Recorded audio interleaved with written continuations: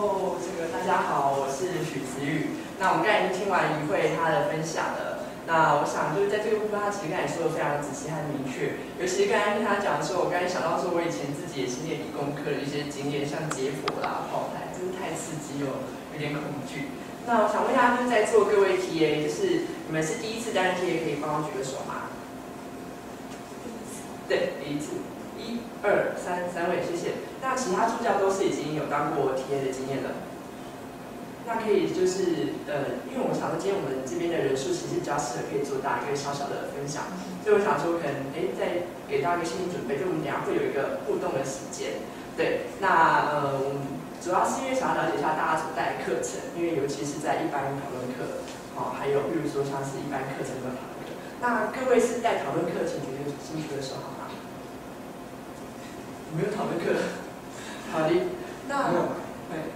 所以，那如果说是一般课的话呢，一般课是哪些课程？可以简单讲。实验课。好，谢谢。应该算一半。算一半，对。是什么？是哪一门课程？它是演讲课程。哦，演讲课，是你应该超会演讲的。哦，我是辛苦的。哦，辛苦。所以不用干嘛，坐在那边是。那下一个这个，第一次的。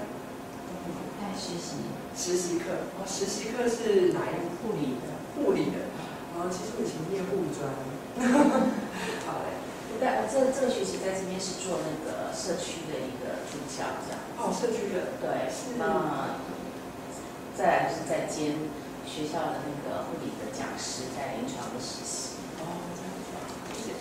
这位。实验课，好。也是实验课，好，看来今天实验课的阵容非常强大哦，所以我们接下来还是有45分钟的时间要跟大家好好相处。那我今天主要要讲的东西呢，虽然是讲一般课程跟讨论课一个带领小技巧，但是其实呢，也是可以把它运用到一些，比如说像是我们日常的一些范围内。那我们首先呢，就先播放一个影片，谢谢。这影片非常短的时间，大家有看过3个傻瓜吗？有。那你还记得这个片段吗？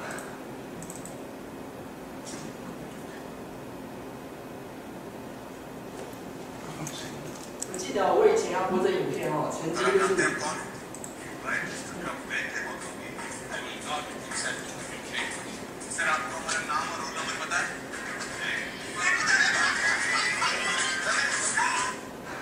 好，这是我们第一个简短影片，大家知道刚才在讲什么吗？知道会不会说一下？他就是因为他只是要交考卷，把他迟交，然后老师就好像不收，因为老师秉持他那个公平公正的原则。对。可是他就突然拿考卷的时候，他就说：“你知道我是谁？”因为他们大班上课，我记得影片是这样，他就老师说我不知道你是谁，他就把考卷就混乱了，然后就走。超聪明哦。对。我们现在也有这样的学生。你们在是大班可以有带大班的吗？现在都没有。好，可惜你们修科学都用不到这个方法。可是我们可以知道说，就是助教他必须得要了解学生是谁。那因为学生也可能会糊弄你嘛，比如说他其实我们大家都上课蛮久了，像我可能上课也上课到30几岁，我还在念书，所以我们看有人在上面上课的时候，大家就知道说，这个人会不会教，他怎样之类。所以呢，我们大家讲什么呢？就是助教，你知道我是谁吗？介绍自己真的是一个非常重要的。当你自己让别人认识的时候，你也可以认识到对方。好，那我现在先为什么要先做这个破题呢？主要就是因为要呈现出所谓的台大它现在的一个TA制度的一个特色哦。它分别分成就是4个类别，其实5个类别。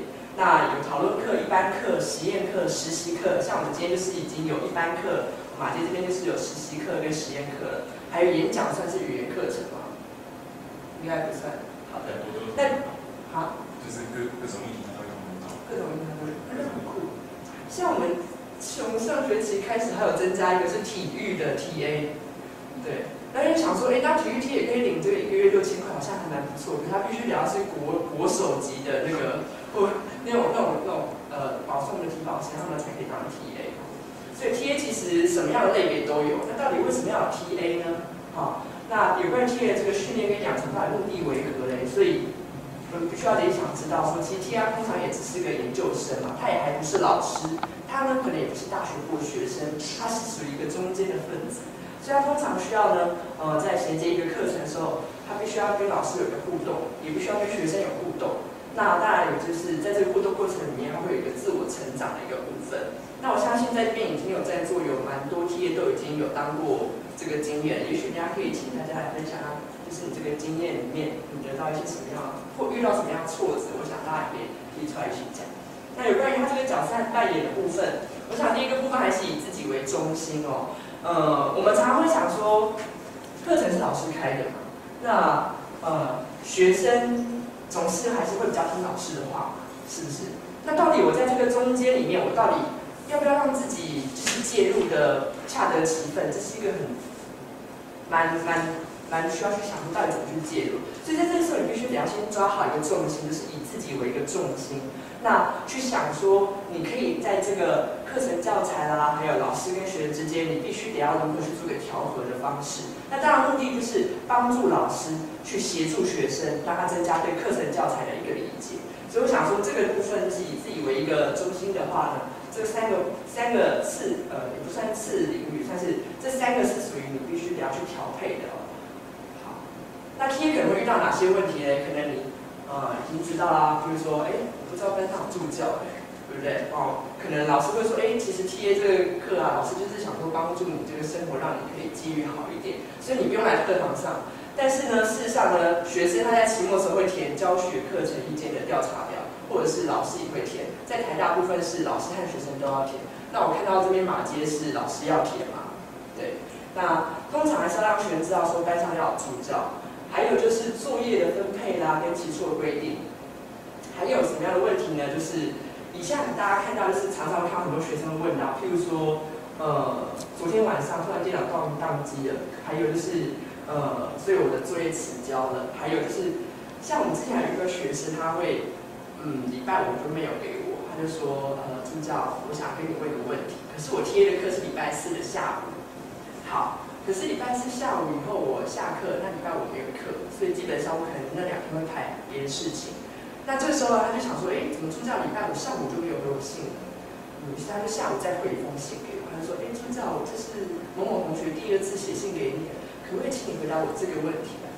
然后我依然还没有看到这封信，因为我可能就是刚好没有用手机上，或是也没有连线这样子。等到礼拜6，想到礼拜6周末，我也不见得一定要上网收信吧。他就说助教，礼拜6了，第3次某某某敬上这样子。然后呢，等到礼拜天的时候，他已经借第5封信喽。等到礼拜1开始收信的时候，我就觉得很惊吓，为什么？因为他已经借了6封信给我了。然后我想说，这件事真的这么大，而且他感觉上是不是我好像很失职，从礼拜4到礼拜5到礼拜6、礼拜天都没有收信的习惯。后来才清楚这是一个什么样的问题？大家知道问题在哪里吗？问题是因为没有用 WiFi 上网吗？当然不是问题是我没有跟学生讲好我的规则。好，虽然我是学生的助教，可是事实上呢，我必须得要让他们知道说，助教可能有固定会回信的时间，但助教会看信。我想这个前提要先让他知道，还蛮重要的。那如果还有问题，我会再一并一个固定时间一起回复给大家。不然你的时间很零碎，就被这些学生给拆散了。那我想自己的时间还是要有一些自己的私人活动，这是很正常的。我并不是签了卖身契约给学校，然后好像就是无时不刻要帮助学生。所以你把规则建立好是一个非常重要。比如说你有固定时间会收信，好，礼拜4下午是我的课，那我一定会固定在礼拜3，下个礼拜3以前固定回信给大家。那大家有什么疑问？也许很多我疑问都重复的比如说学校的网页我都到，那大家就说助教学校网页到，助教学校网页到，那 N 个人都这样讲，那你不需要一封一封回吧？你也许可以发群组信回给大家。好，所以我想说立规则有规矩是非常重要的，这样才可以方便你做事的一个法则。那其他的问题可能也就是一些，比如说我想要补考啊，比较这也是规矩的一个定立，在一开始的时候就定立出来是比较好的。那再来就是，我想今天在场的各位已经都除了有一两位是比较新进的，那其他其实都已经有经验了。其实，在当助教这个过程，有发现到我一个学习经验，就是其实我们在跟老师互动过程里面，也许你的老师也就是你的硕士论文的老板，是这样吗？也许是这样有一些是，但有些不是。那如果是的话，可能压力就会更大，对不对？还好。对，可能抗压性蛮好的。那其实我们在这个职场，这是 Cheers 杂志它的一个职场的一个量表，它大概就是会有一些，比如说像稳定度啦，还有团队合作能力啦。各位是团队合作的吗？还是说你是独自作业？独自作业可以帮我记个什么？一个，大家其他都是团队合作，都是一个。太好了，我们现在就是终于落入一个独自作业的一个全人的选项。我以前当 TA， 第一次台大还有补助这个 TA 的时候，那是2006年的时候。然后我现在博士班3年级，但是我在硕士班就开始当 TA， 是95级的时候。那时候第一学期就当 TA。那我记得那时候我们有要报账要保险，所以我刚才会问议会说，你们也要保险这样子，因为他们会去课外活动去采集标本。那个时候其实刚开始的时候新上制度，你可能还并不很清楚，就是教育部博士申请这些经费要怎么去做。那我在那个时候说，因为学长姐嘛，我们是传承制的。那有时候学长姐可能会说，你是学妹啊，那你就事情就交给你做啊，那你题目要出好啊，那出好再拿给老师看啊。或者是说这个保险部分就你来报账啊，或者是薪资你来报账。我一开始也不知道说 TA 要做哪些事情，而是在那个磨练当中里面才了解到说，TA 需要做这么多事情。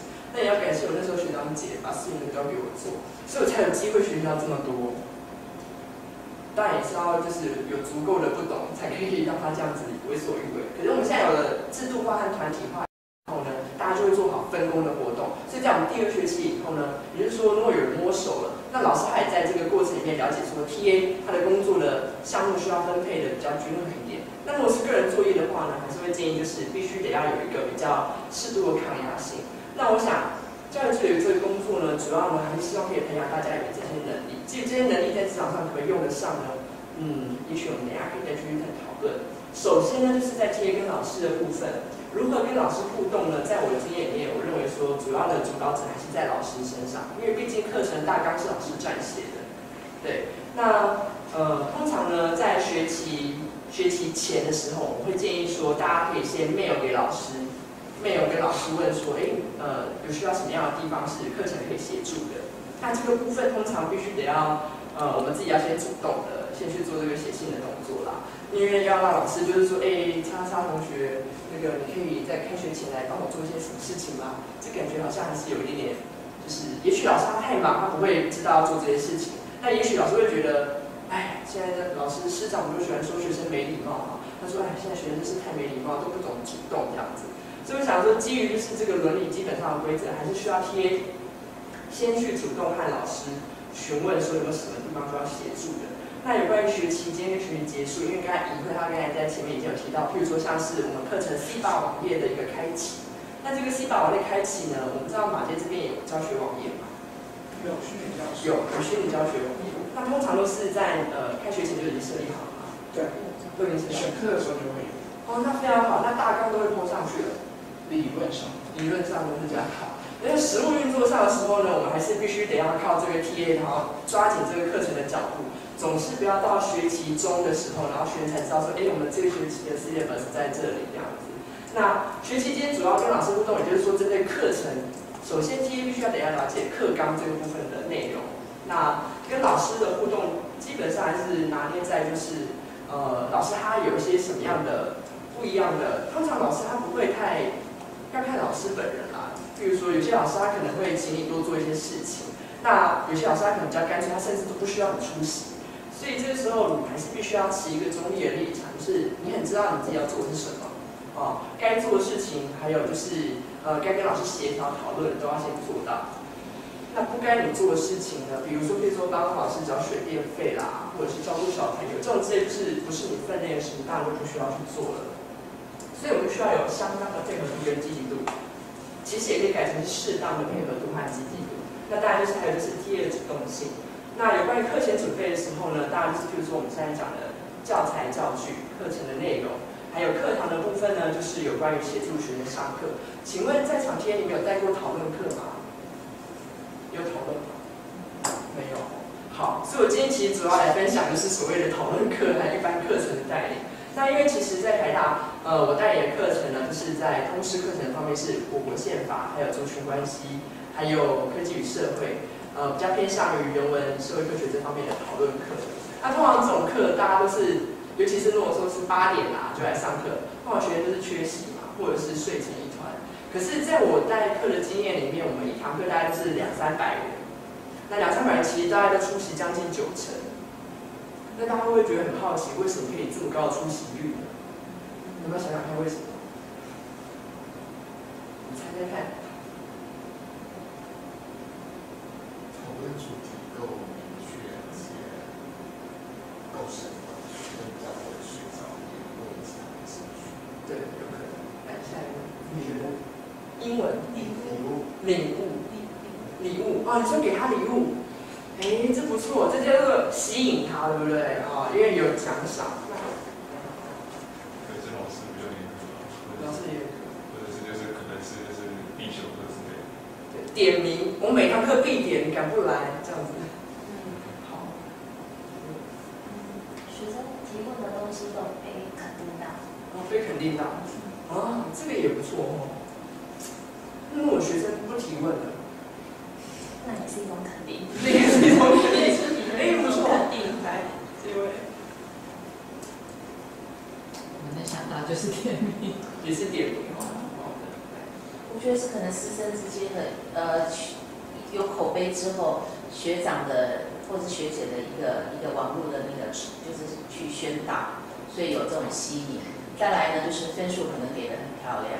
再来一个就是在讨论的过程当中，那个学生会觉得说有吸引力，他们有学习到这样子。出了3项，对不对？第一个分数甜，第二个很凉。这就是他有吸引，有吸引力，对，有魅力，有觉得他授课有他的内容，然后也有吸引力，然后再就是口碑这样。口碑，对，就是学长跟你讲啦，来这里修课要修什么课，叉叉课，对不对？必过无疑。然后呢，一定又可以学到东西，又甜又好吃。对，大概是可以想一下。谢谢。小考，每堂课我都给你们小考，代写吧，再继续代写。来，再来。第3次比较会当，就让人寄出这个祭旗，讲说，你敢不来，我们守着桥这样子。其实这些都是方法，其实这些都是方法。也就是说，其实我在那个时候，我的老师他主要代课模式就比较像是这位助教所讲的。对，第一个他分数呢，就是会让你自动的愿意早起来。对，但是你不来，他其实也不点名。所以这个拿捏就是要有口皆碑，就对了。所以到底这堂课是不是非常好的一门通识课呢？我们先不去论它，但重点还是在于说，当我们自己去带一门课的时候，毕竟我们是 TA 嘛，总希望自己有一天可能会当成一个老师，或者是说在一个职场上面当一个中间分子，甚至是主管。那你怎么去带领这个下面的团队，让他们可以跟随着你，然后是愿意跟随着你，不管是你用恐吓的方式，还是用这个吸引他的方式，这都是一个要去思考的方法。那其实大家都举了很多不错的例子。再来就是跟学生的部分跟学生互动模式呢，其实非常多样化，非常难去把它做个界定。那我们主要会在第一个就是沟通技巧，还有创造力。所谓跟学生互动，当然就是2个人或者是2个人以上3者之间的。那这个时候呢，必须得要人跟人互动，最主要就是像我刚才一会有提到眼神的交流。如果一个眼神他就是觉得他想睡觉，或者他就觉得他无聊，他觉得很没兴趣，想必你要怎么去唤起他的兴趣呢？这是我们要思考的。对，那当然这个我们会愿意去思考的，主要是因为我们自己有教学的热情。那有这个热情要怎么去来呢？这就要看你为什么来当 TA。每个来当 TA 的目标和定义都是百种。那主要呢，我们还是希望就是设定 TA 来当。来这边来课堂上协助学生，还是站在一个愿意协助学生的角度，而且他是有教学热情的。所以我这边呢，主要去看就是，又回来了，助教，你们知道我是谁了吗？这个为什么到学生部分的时候，我又要来提这个问题呢？大家知道最近有一个很热门的时事新闻吧？那这个因为这是从我朋友的一个脸书上面下载下来的这样。那这个，因为每个人都有他的隐私嘛，所以我还是就是把它给遮住了。但重点是呢，这个人是谁？对，好的。那为什么要用这个投影片呢？主要是因为你们猜为什么要用这个图片？提醒主教，就是他记他的时候那个啊？就是提醒主教，就是有这位学生在主战嘛，是这样。哎，谢谢你帮我拉回到教学的现场。没错，我的目的哈，只是要吸引大家的目光，好不好？因为我们要跟时事接轨，毕竟哈，这个讨论课嘛，那也许大家现在没有机会再讨论，也许以后你有机会啊。人文的课程也不是说都毫无用处的。这个公会我只是目的就想，跟时事接轨，还有，就像你知道我是谁吗？其实我们大家现在都知道他是谁了嘛，对不对？肯定很难不知道了，至少我们也知道丢鞋子的人是谁了。所以呢，某种程度上介绍自己和让学生认识你，或者是让你自己认识人，都是要用方法。但是方法是怎么样呢？我们还是要去评估一下。好，那这个东西呢，就是刚刚那个比较枯手的东西，他就说，这是一个历100年当代光谱。通常我们在进行讨论课的时候，会用一些图片刺激学生来做一个反应和发言。那像刚才那个图片呢的反应和发言，可能可以用到很多种方面上面。那不管那个层次我们现在先来说给学生第一封信通常呢，你给学生一个第一个印象之后，他可能会对你贴上一些符号，他做一个了解你的方法，他会怎么去想象你呢？刚刚那个图片是第一个想，就是说你给别人的第一印象，不管是哪一个第一印象，但是去让他可以凝塑那个印象，主要还是来自于那一封信的内容。我们要回到课程本身，通常这个第一封信的一开始可以写出自我介绍，还有像马街这边就已经有教学网页了嘛，还有就是你的联络方式，还有其他规定。顺便看到说，各位来这边收回，我欢迎各位，就是如果说你们已经开始上课，那可能你还没有接这第一封信，你现在可以用你的手机直接把这个拍下来，也许你之后可以用。那通常一开始就说，你是什么名字？那你是在哪里念哪一个所？然后呢，你是担任哪一个课程 TA？ 那接着就是介绍说，我们的课程网页是什么呢？那我们必须得要进行哪些呢？会有哪次考试啊？心得报告啊，请大家多利用。再来就是有关于 TA 的联络方式啊，我们是固定的还有 office hour 的部分可以让大家来做一个讨论。台大的特色是说。TA 他必须得要自己在另外定一个跟学生讨论的时间，对，那这个讨论的时间呢，可能你自己去设定，可能是1个小时或2个小时，可能是每个礼拜的礼拜3下午1点到4点之间，那你就是欢迎学生来这边，他如果有问题的话可以来找你，对。那再就是你也可以用 email 的方式去通知他这些问题那通常就是他怎么去回应这个问题呢？你也可以写下。通常我回答问题的时候是什么时候？那来信同学有些时候都会很随性，想说，助教，请问那个怎样之类的。可是他都会忘记要署名，所以要记得提醒同学说，学号虽然学号可以用，也可以查到姓名，可是呢，还是要在信里面看到大家姓名会比较亲切一点。通常啦，有些同学等到你跟他熟了以后，才会用他自己的，比如说外号来跟你写信。那我通常的方式也会用常跟我写信的学生他如果真的是在问我课堂上面的问题的话，我也会帮他做加分的动作，因为我知道他其实很认真的。对，好，那 TA 跟学互动呢，大概就不外乎这几个准则必须得要去关怀同学学习状况啦、进度啦，还有就是你要将心比心的创意去想说他可能需要什么样的协助啦。另外一个部分就是还是很多地方是可以用到创意跟巧思主要像我刚才用那个图片，会有大家会哈哈大笑，可能太严肃了，大家还是不太敢笑。其实我自己昨天在做的时候，我自己是一直在笑，可是没有想到居然大家现场还是觉得有点不好意思。那通常带一门讨论课或者是人文通识课的时候呢，会建议各位就是有一些撞击的图片。所谓撞击，不是说你真的去撞它，而是说它可以引起你一些时事的反弹，让你可以跟他有机会对话，或者你就可以马上问在场同学对这个议题有什么想法呢？好，那再来就是激发学员学热情和促进主动学习。这个其实有些时候就是字的表面可以告诉你要怎么做，可是真的活学活用的时候怎么做呢？我们可能不知道。像刚才一慧的那个图片里面就很多用的不错，有一个医学院的学生他那个青蛙结果很可怕，你想看有一天在结果你的身体，你会不会觉得很可怕呢？当然是非常的可怕所以这门课真的要好好学像这样子的延伸的这个思考，就是在于这个 TA 他怎么去看待这个东西，他怎么去把这个问题再深化，吸引学生说，你以为这个结果青蛙不是生命，可是人的生命才是生命嘛？只要是生命，我们都要怎么去对待它？要很尊重的方式去对待他。那再来就是学生的学习和热情，通常会讲多样性啊，或提示观察，还有训练他的思辨能力。这个东西其实今天可以把它写成4点，但是这4点你可以把它给做出来，或者说去创意去把它想成说，举例有哪些的话，其实是会更不错的。但同学们通常他们的想法会非常的不错，主要还是在于说他想不想回答你的问题。只要学生愿意回答你问题，你就不用担心，因为很多时候我们在教学上面得到的回馈是，反而是学生让我们学习的地方是更多的。一个人绝对是输过于大家的集体的智慧，所以还是需要同学们都互相的参与是蛮好的。那在这个课程教材的部分啦，刚才李慧已经提了非常多了，那我这边就是简单补充一下有关于课程大纲。课程大纲呢为什么会重要？我记得以前我之前是在某个私立大学当过短期的一个教育发展中心的助理。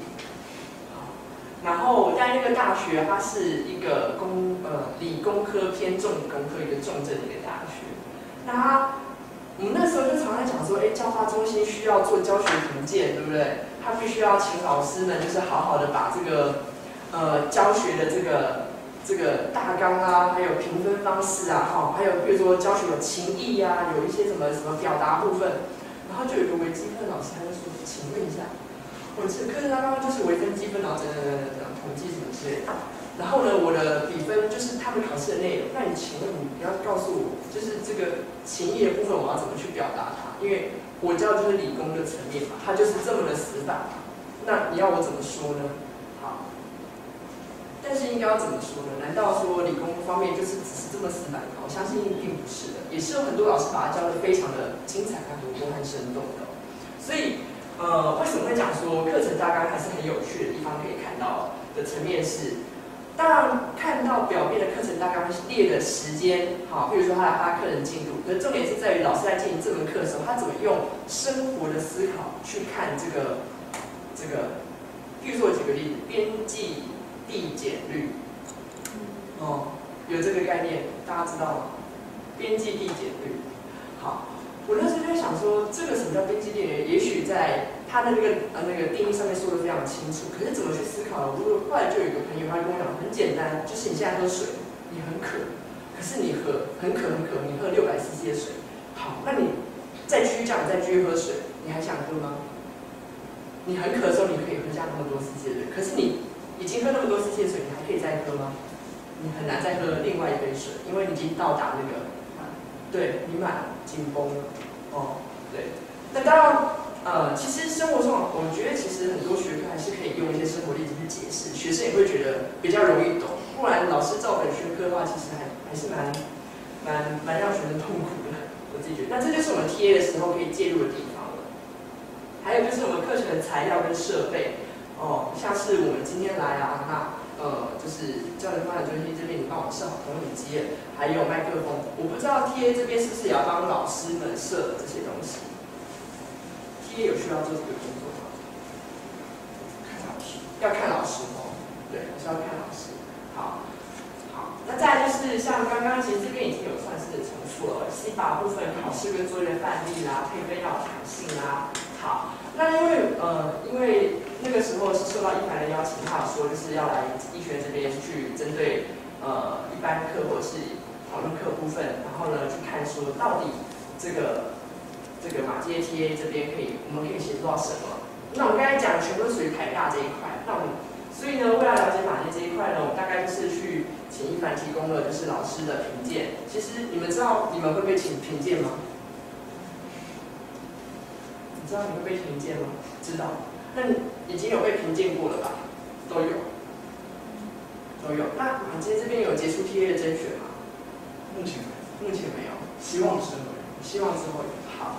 那我这边大概也给它粗略列了一下就是这是我们老师会去填学期末的时候，然后针对 TA 的部分会去填一个评量表。那主要呢，它评量的就是像我刚才前面有列教学态度，那它的态度里面呢，他认为哪些可以表达出这个教学态度的好或者是不好呢？包括这个课程器材准备有没有很完善啊？还有认真教学啊，具有教学热忱啊，好，还有负责完老师交代的事项，会主动跟老师沟通啊，了解课程的需求啊，好，所以这个部分属于教学态度的层面，好，请就是也许我想也就是正视大家现在正在进行试验，你们到时候会遇到老师评量你，老师会依据哪些的标准去评量？到底他怎么去对你的这个表现做评分？那当然还有叉叉，不知道什么意思啊？叉叉不适用，就是不需要，不要用这个人，不是就是他的工作内容里面这个项目可能不适合用来就是好，谢谢。他的意思就是说，这个东西在这个项目里面，它是不需要准备器材，所以他可能就不会，或者是他可能根本不需要有教学热忱贴，他就会打成这个不适用，可能是这个意思。就是他可能没有真的实际负责教学，那可能就不会，就会打叉。OK， 好。对，还好没有误会。然后再就是有教学的方法跟教学的成效。那这个方法跟成效呢，它像这个教学方法会用哪些呢？比如说对流程啊表达，还有适时的回答同学问题，还有就是时间控制是不是很恰当，以及对作业和考卷评分。那我想刚才怡慧已经回答了，就是在刚刚的演讲里面已经讲得非常清楚了。所以在这个方法层面，其实大家都可以去了解。再就是成效，这个成效怎么去看到的呢？就是有关于学习兴趣，有没有吸引到学生，还有学习效果，以及桥梁这个角色。好，那最后就是总体印象，我觉得 TA 教学表现优异适用，应该也是不会提到这个东西啦，只是跟大家开个玩笑。好，那总之这就是马街这边主要它在这个态度、方法跟成效这三个层面，而且是关系到就是学生和课程以及老师之间协助。那再来就是另外一个是属于特殊需求的一个申请单啦。它这边呢，对于教育助理工作需求呢，也是把它给列出来，而且列蛮清楚的。实习实验的课程呢，主要就是要协助实验进行安全像台这边就有保险嘛，还有这个演练的习题或作业，还有课堂的讨论那事前准备跟事后善后，譬如说像是回复教学场地策划一些活动，还有例行事务啊、教学平台啊、咨询啊、管理，我想这个应该都是必备的一个需要去知道的。所以呢，通常其实为什么会提到一个自我评量在台大这边，它通常会有提供 TA 的自评表，就是台大它的游戏规则是这样定的：我今天来当 TA 是老师找我，那我今天会被评好不好，自然而然会老师评我，可是学生也可以评我，还有我也可以评我自己，所以不会只是单就一方的批评，然后来决定我的优秀或存留与否。那这个评量呢，通常呢，会去看的部分就是跟学生的互动啦，还有老师的沟通协调度。通常你在写的时候，也会去谈论到就是这些层面。比如说第一次带课，你会说，这是我第一次带，要跟哪些方面要改进或加强的，以及时间分配的一个调控。那当然有一些TA会讲说，其实担任这门课，可能要在结尾的时候做一些情绪抒发的一个反应，或积极或消极的一个面对的方法。他说，我其实不想要再接这门课了。原因是他可能让我的学业的部分可能耽搁了很多。那有些 TA 可能会觉得说，我希望可以多接一些这样的课程，因为呢，这可以从学生的反应面可以增加到他自己的一个知识上面的增长。通常我们要教别人之前，都是自己要学习的比较多的。对，我们会比别人更努力的学习，才有办法去 output 给学生。那我相信，如果这是你的专业课门，专业的课程，那也是你自己主攻的领域。通常，如果你在教跟学的中介点的时候，你会获得的效益是很大的。再来就是评量指标，在大家的那个手册里面都有提到。比如说，好，那最后我就要提到一个小节了。可是我们的小节还没有结束哦。刚才一开始就有讲说，我们到底是什么样的角色啊？就是以 TA 为中心，然后去思考说，你跟老师之间的互动该怎么样？你跟学生的互动呢，有哪些方法？还有跟课程之间，你必须要了解。那会用还有多少时间？10分钟。好，因为大概只剩下10分钟哦，所以我想说，也许我们今天就是来一个简单的5分钟小小讨论，可能等下我5分钟，那一共有3题哦。那第一个题目就是我为什么要来当 TA， 还有就是 TA 的工作可以帮助我增进哪些能力。这个你可以讲说你期待的啦，也可以说实际上你增加哪些能力。第3点是我想扮演什么样的角色。好，那我们当然是私下大家讨论一下，简单的，还是说有一些想法已经可以上台讲？需要时间吗？还是我直接点？需要时间吗？1分钟好不好？1分钟。好，你想一下说，我为什么会来当 TA？其实大家就是很 free 去讲说，为什么你会当 TA？那如果有当过 TA 的人，你觉得你也可以讲讲说你当 TA 的经验，还有得到了什么这样子，好吗？好吗？好，不要紧张。好的，好，那有准备好有志愿的同学吗？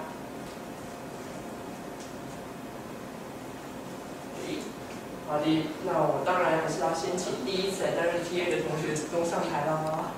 那个第一次当 TA 的助理有哪些呢？来，可以分享一下，就是为什么会来当 TA？ 就是老师为了让我们生活好过一点。然后就是希望 TA 的工作可以帮我增加可能逻辑性上面可以好一点这样。就是对于工作的安排，希望可以像学姐那样，就是前辈这样。因为就觉得好像就是听一听，感觉在实验课感觉可以增进很多逻辑性的感觉。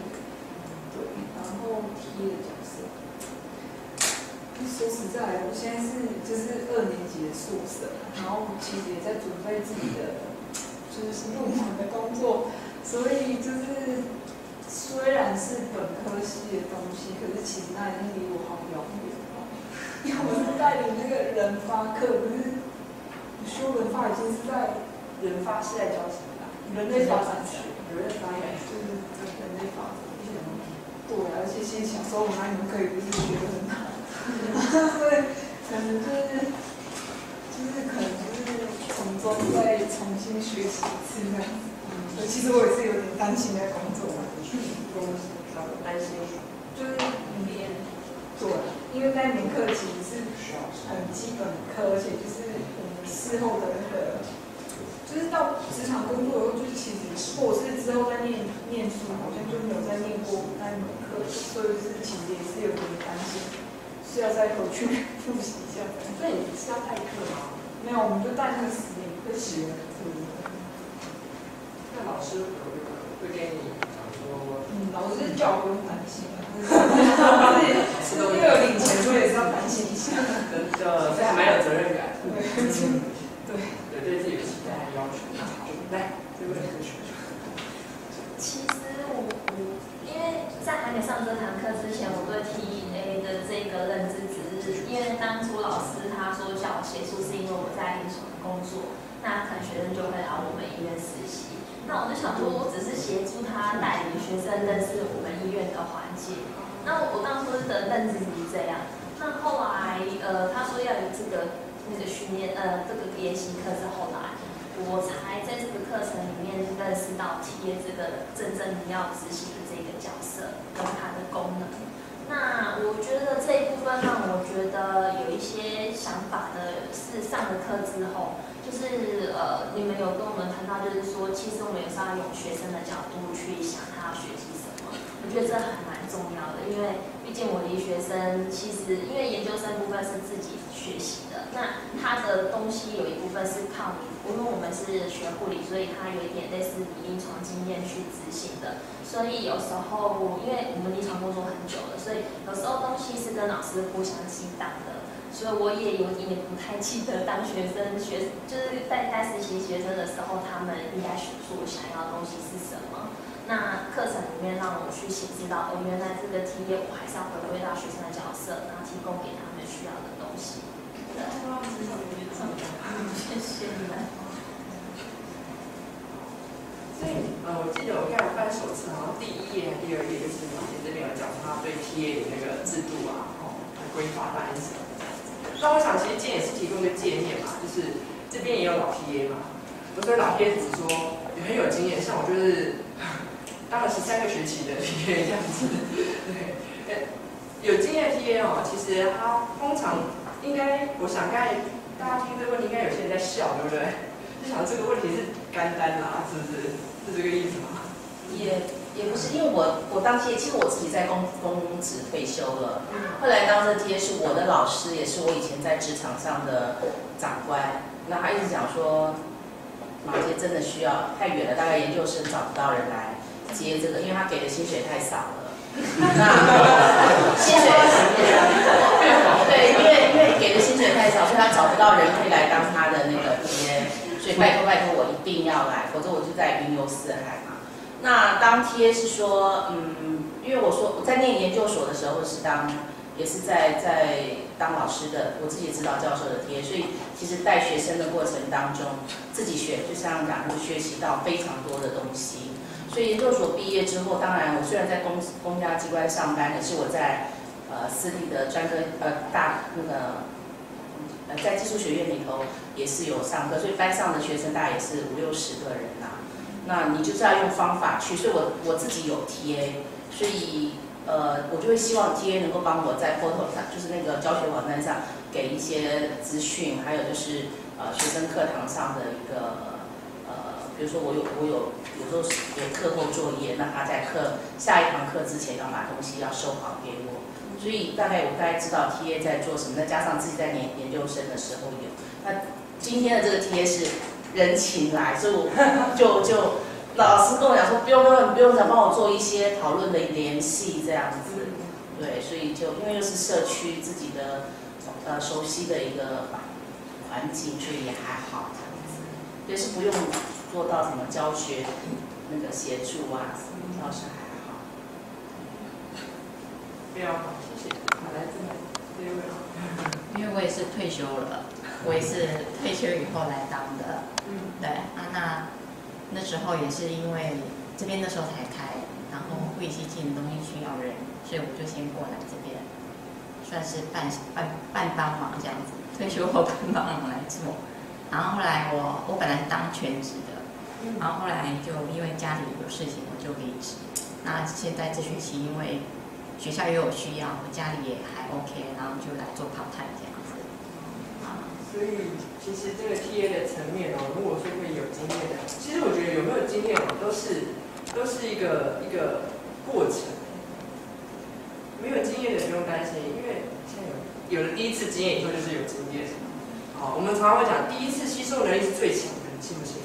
因为你什么都不熟，然后你不知道做什么。我其实最期待就是不知道做什么的人。我刚才不是讲说我第一次做的时候是什么都做，后来才知道说什么工作分配不彰。因为那时候我就是很菜又很嫩，然后学长姐讲什么说好，我做。然后学长姐说，哎呀，你这个不懂啊，我跟你讲，你就出好题目，我拿给老师。应该是我拿给老师啊，为什么我出好题目，是你拿给老师？后来我明白了，你们也明白吗？这个也是职场嘛，对不对？啊，总之就是一开始吃苦当吃苦，这样好老派哦。可是真的，一开始你不懂的时候就是菜，但菜的时候就是人，挨过去以后就好。对，那你会问我说，到底好1个月5000块可以干嘛？其实在台大1个月才6000块，也是这样。然后我们也没有劳健保，这是个工作，当然也没有劳健保。当然，现在以下的讨论就是可能并不是在批判学校，是站在帮助学生谋求更好生活福利的立场上面所发的言这样子。因为毕竟就是得要去思考说，那它到底价值在哪里啊？我们把话说白了，其实也就是这样子，它的价值和意义。但它价值和意义是你可以给你自己的，毕竟有一天，像刚才2位都有讲到说进入职场，那我当时比较想问说，有这个TA的经验，是不是在职场以前？就进入职场前，有这个切件，是不是可以真的可以知道去做一些工作的协调或什么？你会比较圆融，而且会比较周详。对，我是这样觉得，因为有时候老师会他给你一些小小的小授权嘛，在读书的时候，所以你在对大学部的学生讲话的时候，因为有小，那你就学习你怎么样去应对这样子。对，然后他有时候会跟其他系的老师做联系的时候，帮老师做联系。那比如说像老师有时候要跟国科会做研究，我们要帮他跑国科会的时候，对，我觉得无形当中是自己受惠，有人脉的建构出来嘛。如果你当得好，对不对？以后如果马街，我们期待他有个杰出 TA 的甄选，他可能就是像在台大是每学期甄选1次，然后会有这个5000块奖学金这样子，这很吸引我啦。对。很吸引人。对，所以我希望就是，毕竟我们现在这个年代并不是一个很要讲什么呢？并不是一个很稳定的年代哈。我们任何事都是在一个不确定的情况下去发展。很多时候我们要培养自己，也许也不知道到底会培养自己变成一个什么样的人才。可是，基本的逻辑和原则就是，对一个事情的热情啊、坚持啊，还有积极度，还有譬如说学习如何在有限的权威之下，如何去跟学生互动，然后不要超过那个准则，可是又可以发挥得很好。这个其实是讲不完的。对，还有没有？不要谈谈。是因为学长在这边当教职，所以过来在实习。然后，其实我不是念学长那个领域的，对，可能有一些实验技术其实是相同的，所以我是抱持着说，我想学那方面的领域的一些技术。对，所以，因为我也希望我以后可以往那个方向去试试看。那增进的技能来讲。我觉得像刚刚另外一位讲就是圆融，然后另外也是会提早认识到社会的案例，因为譬如说，就像你刚刚提到，就是那个明明出了考题，应该是自己拿去考试，然后为什么是学长拿去考试？这种备份。对，可是我是老师，对。那我觉得其实扮演的角色来讲，我不往当助教，我是比较，因为我以前带的是需要实习的学生，那他们就需要国考，所以我当初会做大概就是说，我会去帮他们整理一些比较重要基本的国考考题，然后帮他们整理，因为那是最基本的。那可能他们学生是不买账，他们觉得很难，对，他们觉得我以后不做这个，我干嘛背这个？其实我遇过蛮多的学生。谢谢。那我最后做个简单的总结哦。学生当下可能会很讨厌我们，啊，但是你要想要做让学生喜欢什么样的自己的这个TA这个样的工作，因为我只差2分钟，其实超过时间，对不对？对不起。好，我简单分享一个经验哦。我以前其实是一个很不受教的学生，我很喜欢顶撞老师啊。然后呢，我们自己在台大的教育发展中心的那个李文霞老师，他之前就有一个 ISW 的课程，你会有参加吗？对 ，ISW 它的课程意思就是说，我们必须得要有一个任何的课，我们都要每个礼拜都要去做暖场，然后开始准备，然后要做个教案，每个礼拜都要这样子去 run， 然后从早上8点到下午5点，他连续3天，对，连续3天早上8点到下午5点，然后就要去绞脑汁做教案。然后我那个时候就是很讨假包，我那时候就是因为老师也蛮严格，但老师人很好。但我的方式就是，我就是到现场再开始做啊。因为我就是很容易就是有会喜欢用小聪明，然后想，我有什么 idea， 然后就把它做出来。可是等到那时候还蛮不屑说，怎么需要做这种这么 step by step， 然后这么的硬生生就是要把我们时间消化在里面要做这些事情。可是等到我过了3年，过了3年以后，我才体会到一件事情是。教案制作重不重要？重要。为什么重要？因为有些东西不是说口头讲得清楚，你有时候简单的一个字句就会让学生很快的抓到要领，他就记住了。对。然后像刚才怡慧这边就有做教案的一个制作，我花了3年的时间才去了解说，不用急中生智，其实按部就班还是蛮重要的。所以我说学生会不会记得你？不见得是当下，他可能你愿意帮他做这些东西，其实是补贴他。补习班老师才会做这个事情，是要花自己钱去补习的。但他以后会记得你，我相信有一天都会记得。如果他记不起来就算了，因为我们愿意做嘛。对，好，那这是以上的分享，谢谢。